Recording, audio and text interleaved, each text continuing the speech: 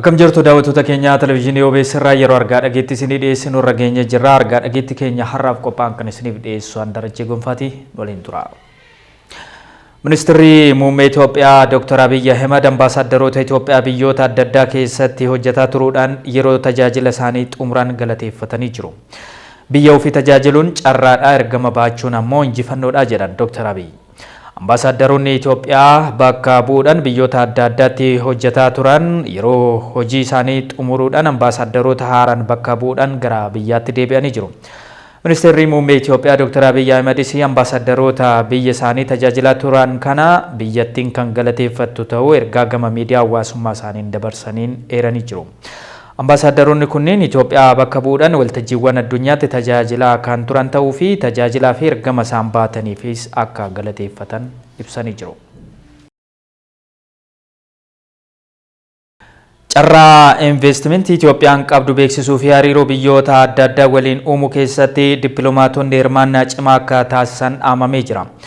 Dippiloomaatonni biyyoota garaagaraatti ramadaman dhimmoota waqtaa Itoophiyaa fi hariiroo alaa akkasumas carraa investimentii qabdu ilaalchisuudhaan guyyoota erga leenjii fudhataniin booda hojiiwwan investimentii hojjetamaa jiran adda addaa daawwatanii jiru. Dippiloomaatonni kunneen hooggantoonni ministeera dhimma alaa fi dhaabbilee ministeerichaaf itti waamaman waliin paarkiiwwan indaastirii adda addaa fi hojiilee investimentii biroo bal'inaan hojjetaman daawwatanii jiru. Komishinii investimentii Itoophiyaa Aadde Lalisee Namee dandeettii investimentii biyyattii fi fooyya'insa seerota damee kanarratti taasifamaa jiran ilaalchisuudhaanis ibsa taasisaniifii jiru. Kana malees biyyattiin dinagdeen cimtee fuulduratti tarkaanfachuuf zoonii dinagdee addaa hundeessuudhaan hojjetaa akka jirtu Aadde Laliseen himanii jiru. Deetana ministeera dhimma alaa ambaasaadder Burtukaan Ayyaanoo gama isaaniitiin investimentii gara biyyaatti harkisuudhaaf dippiloomaatonni ergama addaa waan qabanii fi ciminaan hojjechuu akka qaban illee dhaamanii jiru. Ambaasaaddaroonni hojiiwwan investimentii Itoophiyaa keessatti hojjetamaa jiran daawwatanis Itoophiyaan qabeenya hedduu gama investimentiin kan qabdu waan taateef carraa biyyattiin gama kanaan qabdu beeksisuu fi irratti hojjechuu akka qaban illee himaniiru.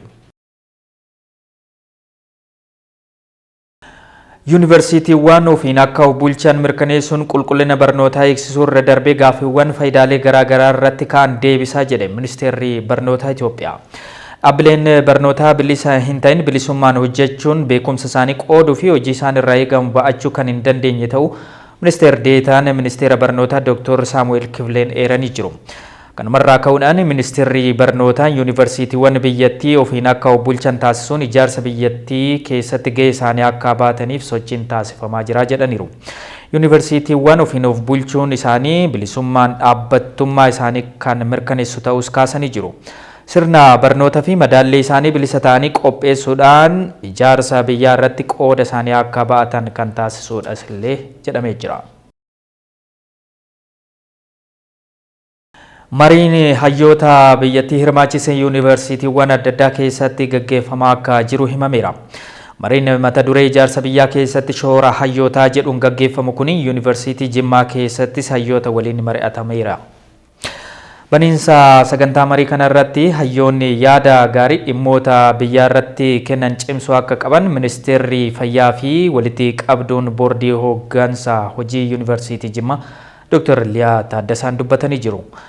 Dr. Liyaan akka jedhanitti yaadni hayyoonni kennan ijaarsa biyyaaf shoora guddaa waan qabuu fi rakkoolee mudatan irratti mari'atanii furmaata eeruun itti gaafatamummaa isaanii bahuu akka qaban hubachiisaniiru. Hayyoonni dhimma biyyaa irratti yaada fi hubannoo qaban qooduudhaan rakkoolee biyyattii hiikuuf hirmaannaa cimaa taasisuu akka qabanis dhaamamee jira.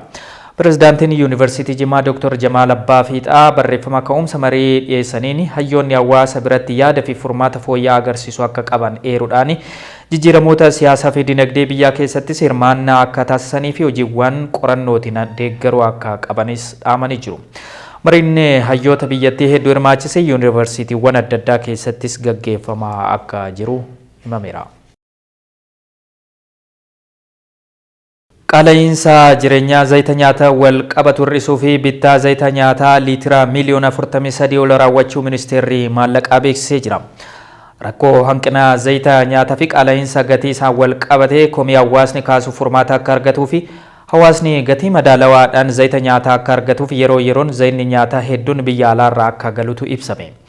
Akka ministeerri maallaqaa ibsetti dhaabbata Golden Africa biyya Jibuutiitti argamurraa bittaan zayita nyaataa paalmii liitira miliyoona 43 fi 37,412 tibba kana raawwatamuun biyya keessa galee akka raabsamu eeree jira. Ayyaanota qillee fi cuuphaa irratti qaala'insi gabaa akka hin uumamne oomishaalee bu'uuraa gahaa qopheessuu biiroon daldalaa Oromiyaa beeksisee jira. Biirichi ibsa miidiyaaleef kenneen ayyaanota qillee fi cuuphaa irratti qaala'insi gabaa akka hin uumamne qaamolee dhimmi ilaallatu waliin ta'uun xiyyeeffannoon hojjetaa jiraachuudha kan beeksise. Oomishaaleen bu'uuraa akka sukkaaraa, zayitaa, daakuu, horii dhaabbii fi kanneen biroo gatii madaalawaadhaan ayyaanichaaf qophaa'utu ibsame. Haaluma kanaan naannicha keessatti rakkooleen sirna daldalaa irratti mudatan koreen hordofuu hundaa'uudhaan hojiitti seenuunis ibsamee jira. Ayyaanota kanneeniif zayinni nyaataa sadarkaa naannoo Oromiyaatti liitirri miliyoona 5.5 gabaaf dhiyaachuu fi zayinni nyaataa birrii 840 dhiyaachaa ture hanga birrii 522tti akka dhiyaatu taasifamuunis eeramee jira. Beelladoota dhaabbii 600 fi 80 gabaaf akka dhiyaatus taasifameeras jedhan. Hawaasni daldaltoota gatii kaa'ameen ala dabalii gatii taasisan hordofuudhaan qaamolee dhimmi ilaallatuuf akka eeranis gaafatanii jiru. Hayyoonni Yuunivarsiitii Saayinsii fi Teekinooloojii Adaamaa piroojeektota bu'uuraalee misoomaa magaalaa Adaamaa keessatti hojjetaman daawwatan. Adaamaa ammayyeessuu keessattis gahee isaanii ba'uuf akka hojjetan ibsanii jiru. Abdiisaa Fufaa gabaasa dabalataa akka ta'an nutti qindeesseera.